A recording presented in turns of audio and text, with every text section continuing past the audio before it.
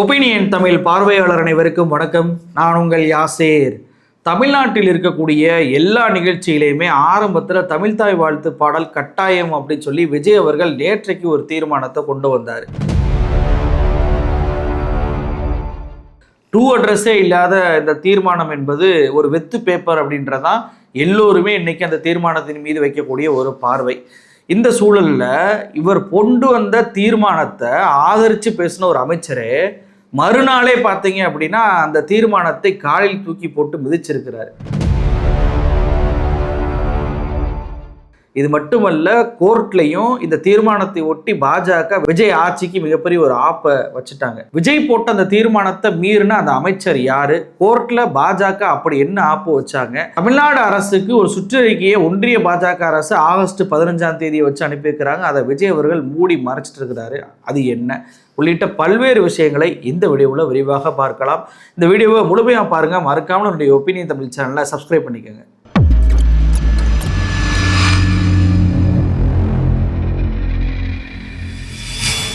தமிழ்நாட்டில் எந்த நிகழ்ச்சியாக இருந்தாலும் எல்லா கல்வி நிறுவனங்களும் சரி, பொதுத்துறை நிறுவனங்களும் சரி, அரசு நிறுவனங்களும் சரி, எல்லோருமே ஏதேனும் ஒரு நிகழ்ச்சியை நடத்தினாங்க அப்படின்னா தமிழ்தாய் வாழ்த்தை தான் முதல்ல பாடணும் அப்படின்னு சொல்லிட்டு விஜய் அவர்கள் ஒரு தீர்மானத்தை கொண்டு வந்தார். பொதுவாக ஒரு ஆட்சியில் ஒரு தீர்மானம் கொண்டு வர்றாங்க அப்படின்னா அதை யாருக்காவது அனுப்பி தங்களுடைய கண்டனத்தை தெரிவிப்பாங்க.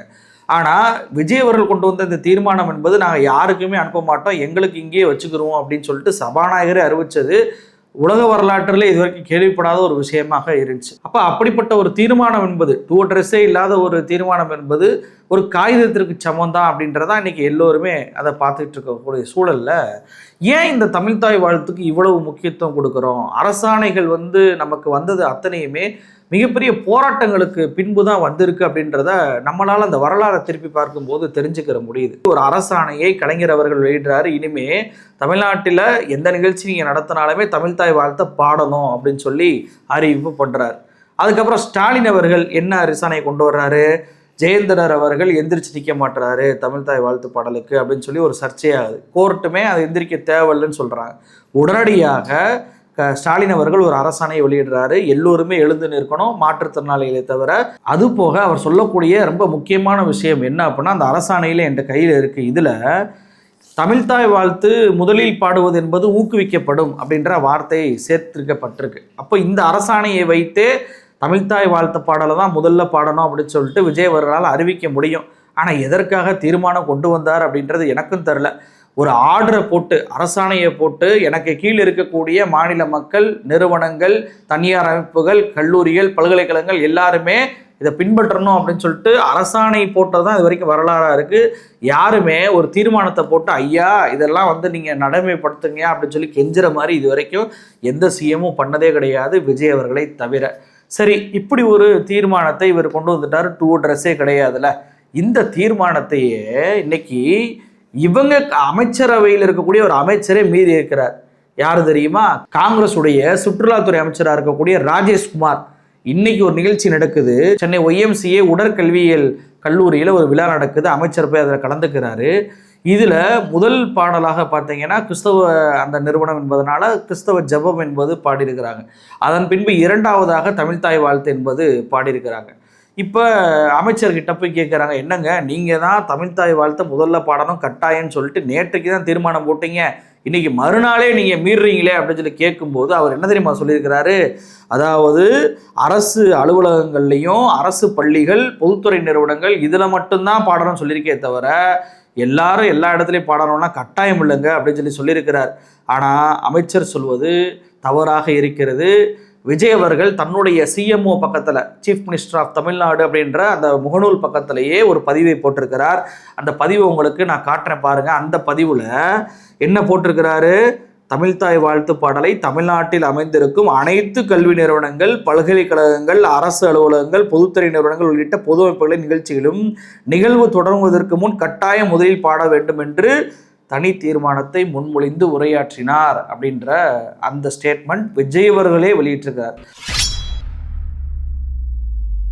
அப்போ தமிழ்நாட்டில் இருக்கக்கூடிய அனைத்து கல்வி நிறுவனங்கள், பல்கலைக்கழகங்களும் இருக்குது அப்படின்னாவே அதில் அரசும் வரும், தனியாரும் வரும், எல்லாமே வந்துடும்.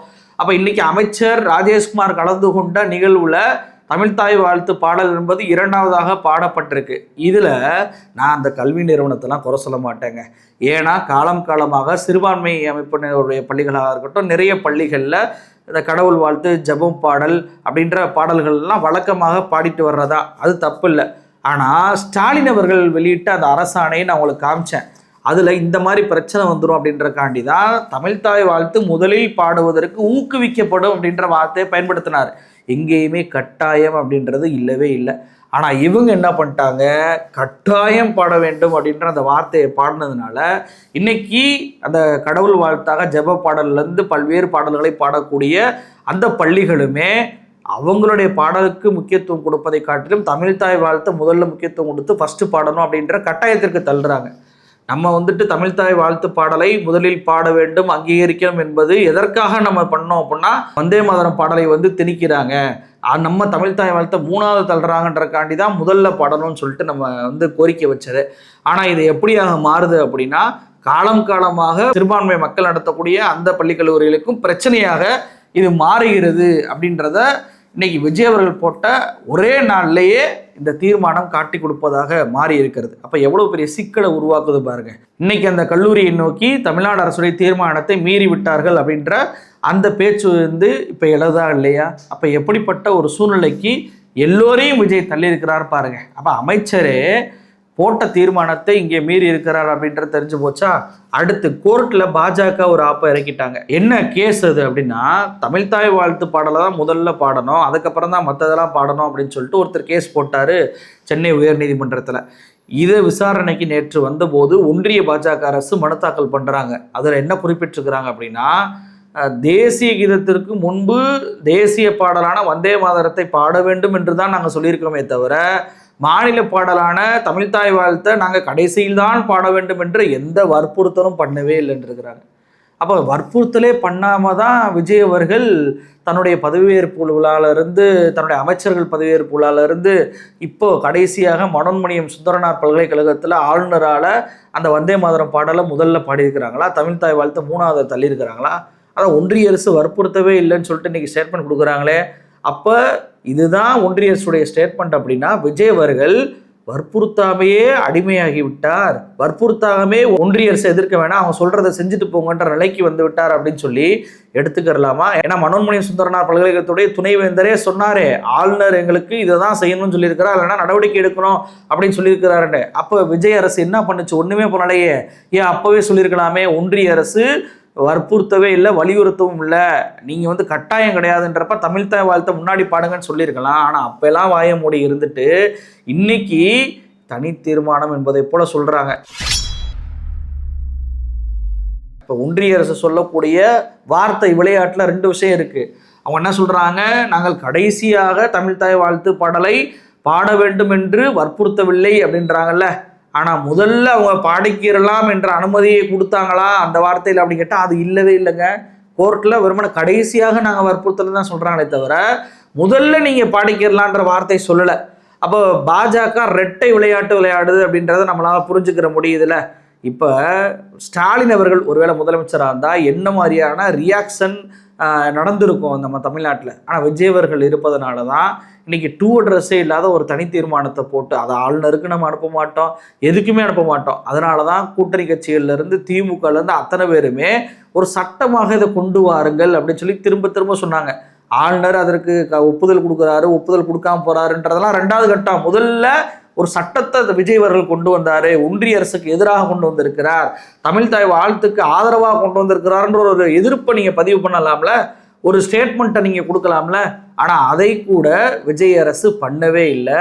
வெறுமன தனி தீர்மானத்தை போட்டு அதுவும் கட்டாயம் பாடணும்னு சொல்லி இன்னைக்கு சிறுபான்மை நடத்தக்கூடிய அந்த பள்ளி கல்லூரிகளுக்கெல்லாம் நெருக்கடியை கொடுத்து அமைச்சரை வச்சு இன்னைக்கு தீர்மானம் என்பது மறுநாளே மீறப்பட்டிருக்கு அப்படின்றது தான் ஒரு பிரச்சனையாகவே மாறி போயிருக்கு. சரி, எல்லோருக்குமே ஒரு கேள்வி வரலாம், ஏங்க இப்போ தமிழ்த்தாய் வாழ்த்துக்கு ஒரு தீர்மானத்தை கொண்டு வராரு அப்படின்னு சொல்லி. அதற்கும் ஒரு காரணம் இருக்குது. ஒன்றிய அரசு இந்த சுதந்திர தின விழா இருக்குல்ல, இதை அம்ருத் பெருவிழாவாக கொண்டாடணும், அதே போல் வந்தே மாதரம் பாடல் 150 ஆண்டுகளாக மாறி இருக்கின்றனால அதையும் ஒரு கௌரவம் பண்ணணும் அப்படின்னு சொல்லிட்டு உள்துறை அமைச்சகம் ஒரு முடிவெடுக்கிறாங்க. ஒன்றிய கலாச்சாரத்துறை சார்பாக ஒவ்வொரு மாநிலத்துடைய தலைமைச் செயலருக்கும் ஒரு சுற்றறிக்கை வந்திருக்கு. அதில் என்ன சொல்லியிருக்கிறாங்க அப்படின்னா, இந்த தேசிய கொடி ஏற்றிய பிறகு, நீங்கள் வந்து நம்ம சுதந்திர தினம் கொண்டாடுறோம்ல, அதில் தேசிய கொடி ஏற்றிய பிறகு எல்லோருமே வந்தே மாதரம் பாடலை முழுமையாக பாட வேண்டும் என்று அந்த சுற்றறிக்கையில் இருக்குது. இது எல்லா மாநிலத்துறை தலைமைச் செயலருக்கும் போயிருக்கு, தமிழ்நாட்டுக்கும் வந்திருக்கு. இது கேரளாவில் தான் இன்னைக்கு இது பேசு பொருளாக மாதிரி இந்த சுற்றறிக்கை என்னப்படாது தெரிய வந்திருக்கு. கேரளாவில் தலைமைச் செயலர் என்ன பண்ணியிருக்கிறாரு, அனைத்து கல்லூரிகள், பல்கலைக்கழகங்கள், அமைப்புகள் எல்லாமே சுதந்திர தினம் கொண்டாடுறீங்களா, தேசிய கொடி ஏற்றிட்டு வந்தே மாதரம் பாடணும் அப்படின்னு சொல்லிட்டு அந்த அறிக்கையை வந்து அனுப்பிட்டது பிரச்சனையாக மாறி, அது எப்படி நீங்கள் அந்த வந்தே மாதரம் பாடலை திணிக்க முடியும், இது தப்பு, இது ஆர்எஸ்எஸ் உடைய பாடலை நீங்கள் எப்படி பாட சொல்ல முடியும் அப்படின்னு சொல்லிட்டு அங்கே இருக்கக்கூடிய கம்யூனிஸ்டுகள்லாம் கேள்வி எழுப்ப ஆரம்பிச்சிருக்கிறாங்க. இப்போ எனக்கு என்ன கேள்வி வருது அப்படின்னா, நம்ம தமிழ்நாட்டுக்கும் தலைமைச் செயலருக்கு இதை அனுப்பியிருக்கிறாங்க. ஏன் விஜய் அரசு இது வரைக்கும் அதை வெளியிடவே இல்லை? ஏன் இதை வந்து கள்ளத்தனமாக அப்போ வந்துட்டு தனியார் அமைப்புகளுக்கும் அரசு பள்ளிகளுக்கும் அனுப்பிடலாம், இல்லை அந்த நேரத்தில் பாட வச்சு தமிழ்தாய் வாழ்த்து எப்படி நீங்கள் பாடாமல் போயிட்டீங்க, எப்படி வந்து வந்தே மாதரம் பாடலை முழுமையாக பாடலாம், இதை அரசு நாங்கள் ஏற்கவில்லை அப்படின்ற நாடகத்தை ஆடலாம்னு இருக்கிறாங்களா? ஏன்னா அவங்க ஆளுநர் மேட்டரில் அப்படி தான் ஆடினாங்க. துணைவேந்தர் வந்துட்டு ஒரு வாரத்துக்கு முன்னாடியே சொல்கிறாரு, வந்தே மாதரம் பாடலாம் முதல்ல பாட சொல்கிறாரு அப்படின்னு சொல்லிட்டு. ஆனால் அப்போல்லாம் எதிர்ப்பு தெரிவிக்காமல் அந்த நிகழ்ச்சி சரியாக முடிஞ்ச பிறகு பார்த்தீங்க அப்படின்னா, நாங்கள் தமிழ்தாயை வந்து நேசிக்கிறோம், தமிழ் எங்களுக்கு உயிர் அப்படின்னு சொல்லி சொன்னாங்க. அதே மாதிரியே சுதந்திர தினம் அன்னைக்கு வந்தே மாதரம் பாடலை பாடிட்டு, இல்லைங்க தமிழ்தாயை தான் எங்களுக்கு உயிர், அதனால தான் விஜய் தீர்மானமே போட்டிருக்கிறார் அப்படின்னு சொல்லி அந்த தீர்மானத்தை காட்டி விஜய் தமிழ் மீது அக்கறை இருக்கிறார் என்பதற்காக இந்த தீர்மானத்தை கொண்டு வந்தாங்களா அப்படின்ற சந்தேகம் இன்னைக்கு எழுது. ஒன்றிய கலாச்சாரத்துறை அனுப்பிய அந்த சுற்றறிக்கை என்பது கேரளாவில் பிரச்சனையாக மாறி இருக்கு. கேரளாவில் எல்லா மக்களுக்கும் இப்படி ஒரு சுற்றறிக்கை வந்து தெரிஞ்சிருக்கு. ஆனால் தமிழ்நாட்டில் மட்டும் ஏன் அது தெரியவே இல்லை? ஏன் அந்த சுற்றறிக்கையை பற்றி தமிழ்நாடு அரசு வெளிப்படையாக தமிழ்நாட்டு மக்களுக்கு இன்னும் அறிவிக்காமல் இருக்குது? அப்போ இந்த பிரச்சனை மேலே வந்துச்சு அப்படின்னா மீண்டும் மீண்டும் வந்தே மாதரம் பாடல் இங்கே முக்கியத்துவம் கொடுக்கப்படுகிறது, தமிழ்தாய் வாழ்த்து பின்னுக்கு தள்ளப்படுகிறது என்ற அந்த அவப்பெயர் நமக்கு வந்துவிடக்கூடாது. நாமளும் ஒரு தமிழ் போராளி, நாமளும் ஒரு தமிழ்தாயை நேசிக்கக்கூடியவர், தமிழை நேசிக்கக்கூடியவர் என்பதை போல ஒரு பிம்பத்தை ஏற்படுத்தணும் என்பதற்காக இப்படி ஒரு தீர்மானத்தை கொண்டு வந்துவிட்டு அந்த தீர்மானத்தை ஒன்றிய அரசுக்கு அனுப்பி வைக்காம எந்த எதிர்ப்பையும் தெரிவிக்காம சட்டமன்றத்துக்குள்ளேயே பூட்டி வைப்பது என்பது என்ன வகையில் நியாயம் என்பதுதான் இன்னைக்கு எல்லோரும் விஜய் அரசை பார்த்து கேட்கக்கூடிய ஒரு கேள்வி. கலைஞர் வந்து தமிழ்தாய் வாழ்த்த போராடி அரசாணை போட்டு கொண்டு வந்திருக்கிறாரு, நிலைநாட்டியிருக்கிறாரு. ஸ்டாலின் அவர்களும் ஒரு பிரச்சனை வரும்போது தமிழ்தாய் வாழ்த்துக்காக போராடி நின்றிருக்கிறார். அவருடைய ஆட்சி காலத்தில் தேவ சகாயம் பிள்ளை அப்படின்ற மிகப்பெரிய ஒரு கிறிஸ்தவ தூதர், அவருக்கு புனித பட்டத்தை வாட்டிகன் சிட்டியில் கொடுக்குறாங்க. அங்கே தமிழ்தாய் வாழ்த்தை பாட வச்சாரு ஸ்டாலின் அவர்கள். நம்மளுடைய அமைச்சர் மஸ்தான்ல இருந்து மனோ தங்கராஜ் அவர்லேருந்து பீட்டர் அல்போன்ஸ்லேருந்து எல்லோருமே அதில் கலந்து கொண்டு சிறப்பு பண்ணாங்க. அதே ஆண்டு 2022 பார்த்தீங்கன்னா செஸ் ஒலிம்பியாட் போட்டியிலுமே ஜேம்ஸ் வசந்தன் இசைக்குழுவை வச்சு தமிழ்தாய் வாழ்த்தை வந்து பாடி மிகப்பெரிய அளவுக்கு அதை உலக நாடுகள் மத்தியில் கொண்டு போனார். இவ்வளவு பெருமைகளை தமிழ்தாய் வாழ்த்துக்கு ஸ்டாலின் அரசாங்கம் பண்ணுச்சுல. ஆனால் விஜய் அரசாங்கம் வந்ததுலேருந்து தமிழ்தாய் வாழ்த்து 3ஆவதாக பாடப்படுகிறது. எந்த நடவடிக்கையும் இல்லை. ஒன்றிய அரசுக்கு எதிராக சட்டம் இயற்ற சொன்னால் அதை பண்ண மாட்டுறாங்க. சரி, தீர்மானம் போடுறாங்க, அதையாவது ஒன்றிய அரசுக்கு அனுப்பி வைங்க, கண்டனத்தை தெரிவிங்கன்னா அதையும் சட்டமன்றத்துக்குள்ளேயே பூட்டி வைக்கிறேன்றாங்க. ஒரு பக்கம் ஒன்றிய பாஜக அரசு கோர்ட்டில் நாங்கள் வற்புறுத்தலைன்றாங்க. அப்புறம் வற்புறுத்தாமே நீங்கள் எதுக்குப்பா இங்கே பாடிக்கிட்டு இருக்கிறீங்க அப்படின்ற கேள்வி வருது. இன்னொரு பக்கம் கட்டாயம் பாடணும் அப்படின்ற பேரில் சிறுபான்மை மக்கள் நடத்தக்கூடிய அந்த அமைப்பு நடத்தக்கூடிய கல்லூரிகளுக்கு பிரச்சனையை வந்து கொண்டு வர்றாங்க. இப்போ எவ்வளவு தூரத்திற்கு இது ஒரு சிக்கலாக விஜய் அவர்கள் மாற்றியிருக்கிறார், இந்த சிக்கலை ஏன் இவ்வளவு தூரத்திற்கு கொண்டு வரணுமா அப்படின்ற கேள்வியை தான் இன்னைக்கு எல்லோருமே கேட்டுக்கிட்டு இருக்கிறாங்க. நன்றி.